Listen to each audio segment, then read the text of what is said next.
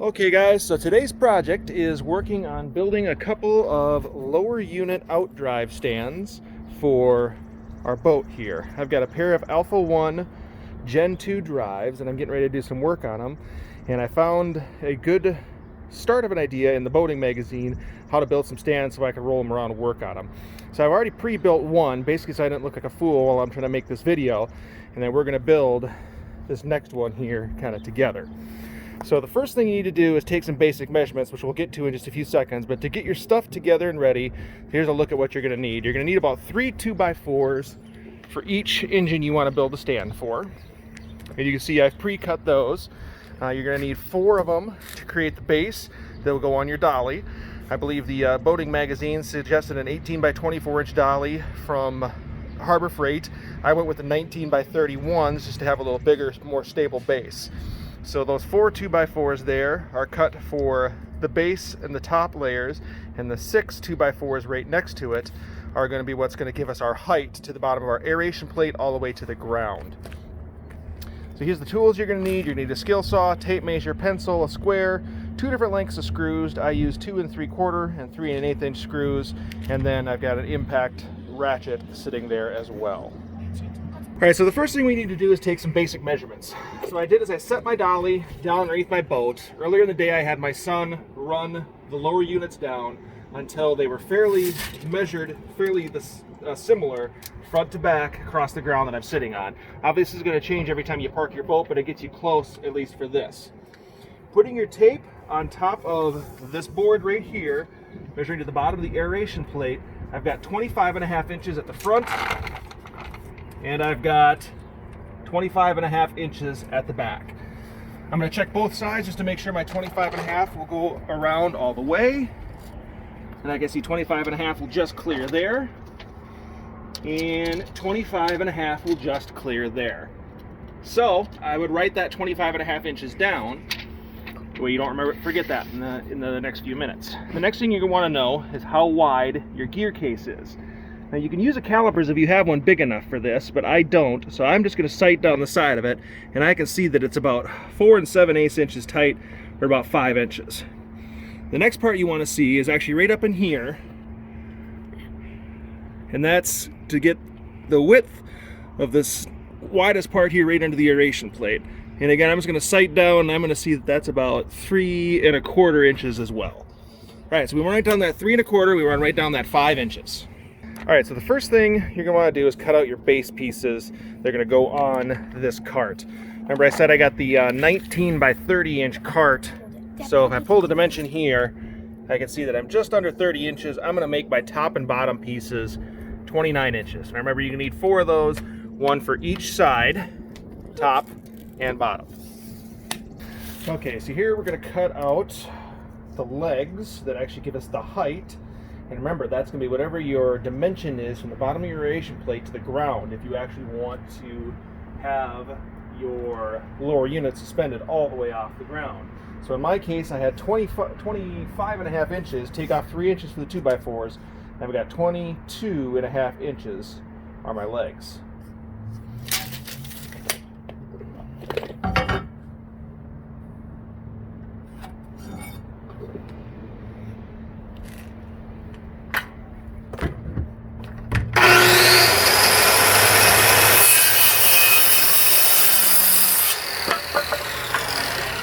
Remember, you're going to need, let's see, 6 of those, 3 for each side of the support. Okay, so the first thing we're going to do is build our base. You're going to start off with one of your long 2x4s that will eventually go on your cart. And you're going to take one of your short uprights that is cut. And remember, that dimension was 25.5, so you have to take 3 inches off for the 2 2x4s. So that makes it 22.5 that we cut all of these. And you're going to take your 3 1/8 inch screws, and you're going to start off with the end, matching them up here, and screw this end together. Having a helper is definitely an added bonus. Go ahead.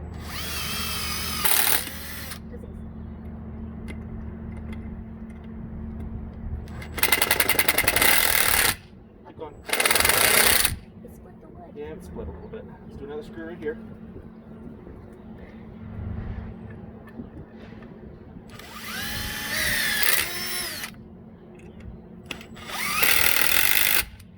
Okay. Unfortunately, we had a little bit of a knot here, so it split a little bit on us. May have to deal with that a little bit later. But then grab another one of your shorter uprights, and hopefully you can see this. And what you want to do is turn this so it looks like a T, center it from left to right on the 2x, and then take your long screws here again and screw that in.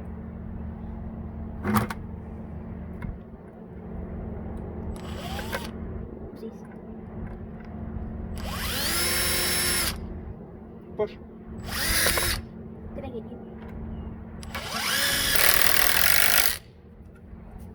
My hammer's in the way. All right, one more.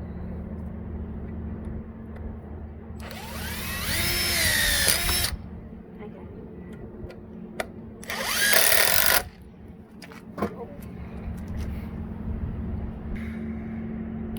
All right, so the next thing we want to do is set that center leg. And you can see how that was the last one we just set. We put it right in the middle, and that's our one that was just kind of flush to the end like a normal square corner.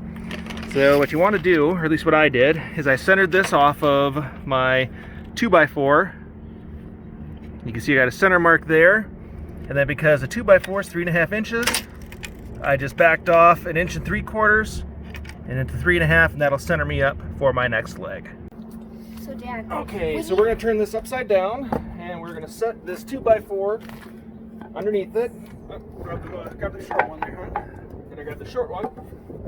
Slide this under here, so it's in line with the other one we made look like a T, and then I'm going to get it on my centering marks, and we'll run 2 screws in from the top here as well. And again, these are the 3 1/8 inch screws. Oopsies. Let's see.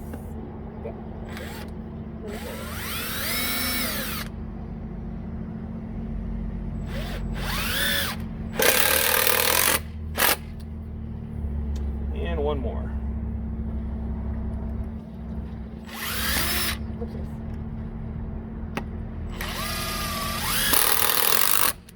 All right, then we just turn this over, Now and we use put that. our other one on. You can see how the 3 2x4s are sitting there. We just slap our other one right on here, using our long screws again.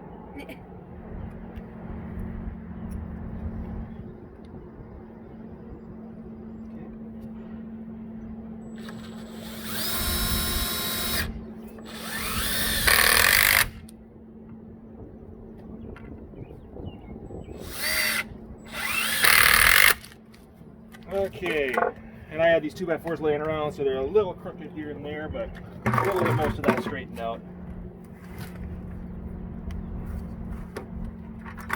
And set this on the end and run another screw in.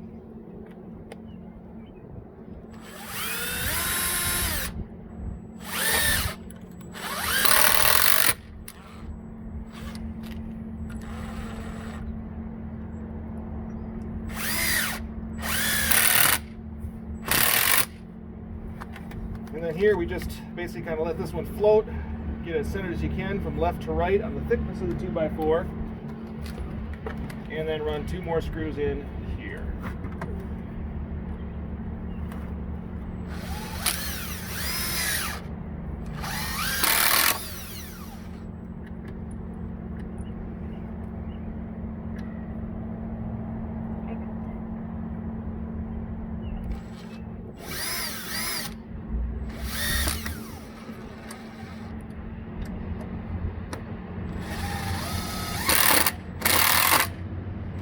All right, that takes care of the first one of 2 legs that you're going to need to hold your Outdrive.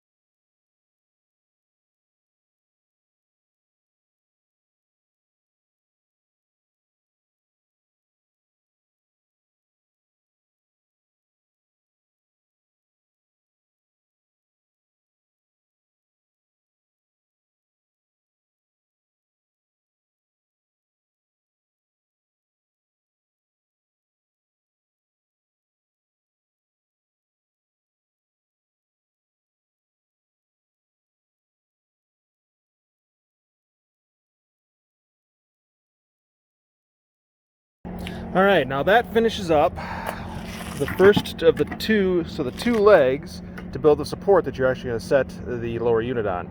Now is a really good time to do kind of a quick test fit with the lower unit. So that's what we're going to do next.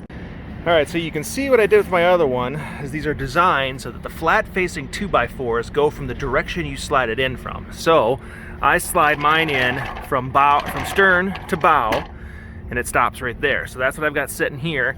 My port side on the starboard's just a little tight, but I think I can make that work. And the starboard side of the starboard engine goes right in, and they sit there just kind of like that. So next we're going to take that dimension for our aeration plate, and that's how we're going to set the width at the bottom. We'll go back over and do that over at the work area.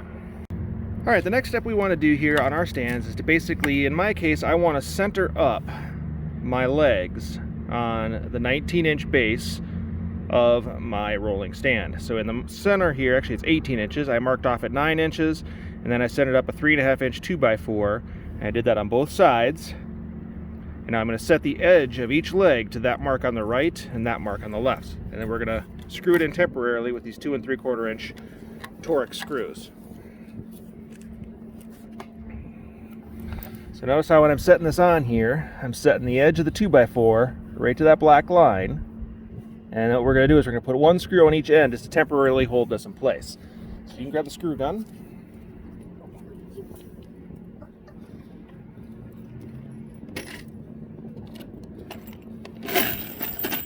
Please.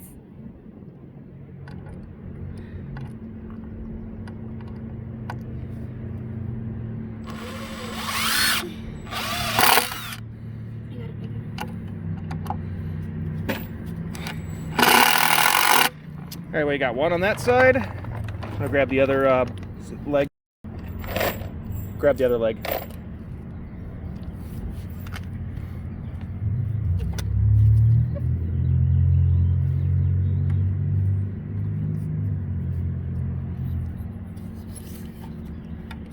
And we're gonna set this one to the opposite side of that mark. These longer ones are the shorter ones. All right, and we're gonna run another screw in on this side just to hold it in place. Screw gun.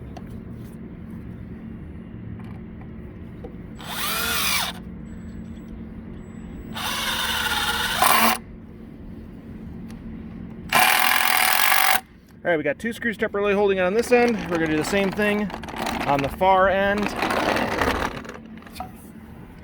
Again, you can kind of see my black marks down there with the Sharpie. And we're going to run a temporary screw, or run one screw in on both of these again.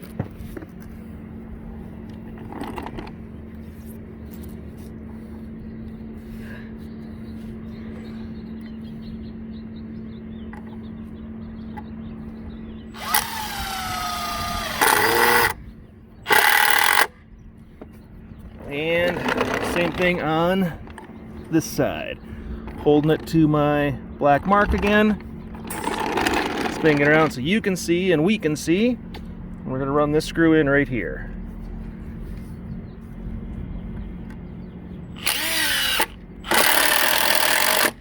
Now I may be paranoid, but I think this is a good time for another test fit.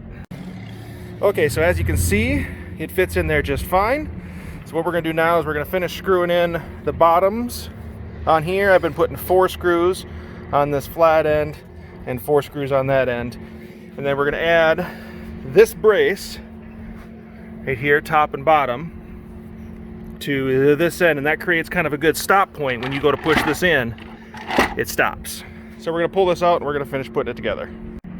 Okay, so now as you can see, we've finished tightening down the screws on both ends, so it's nice and solid. The last thing we want to do is get our bracing on the stern end, in my case, where I slide the stand in from.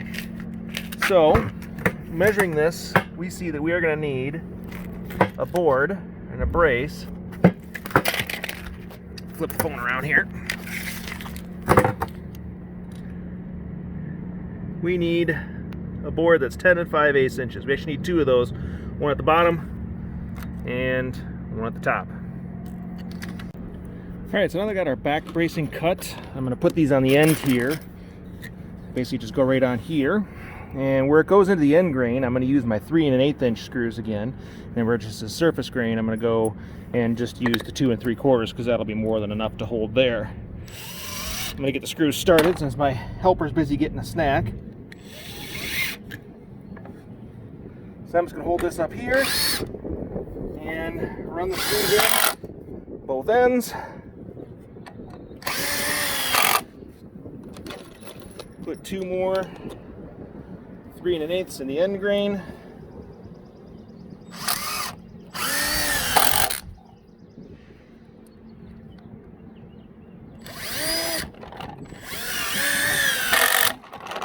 And then we will use the 2 3/4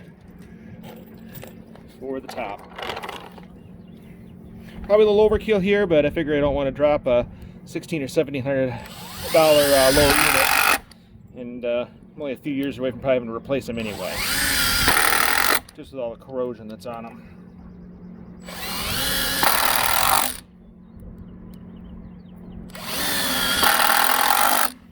Alright, so for the top, I'm going to go ahead and pre-start my screws again. Get you guys raised up so you can see.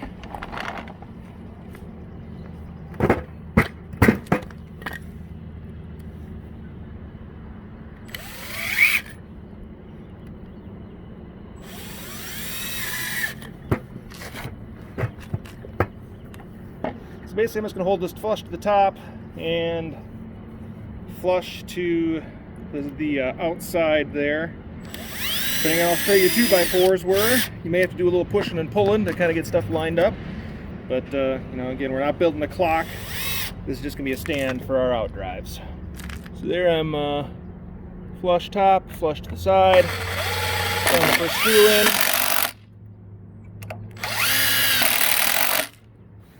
And now just got to line this one up, pull it back a little bit, and they'll kind of pull together as we run those screws in.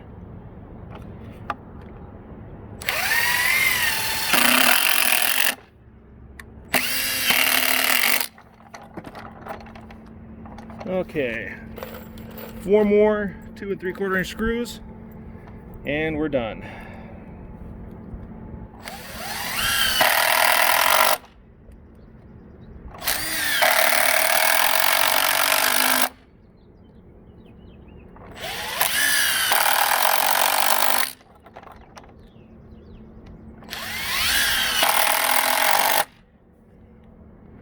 Alright, so there we have it. 2 completed lower unit drive stands. You can see I've labeled this one port engine, and I will label this one starboard engine. That way I can always make sure that I don't mess anything up, and anytime I'm working on them I can always remember to verify which one's the standard rotating and then the counter rotating. But you can see here I do have, the guy who had it before me did have a little bit of a corrosion issue, so we're going to work on getting some things fixed up here. I've got new raw water sea pumps sitting in my office, and I've got all new zinc anodes coming, and I've also got new connectivity kits coming for the Mercathode system that happens to be on this boat.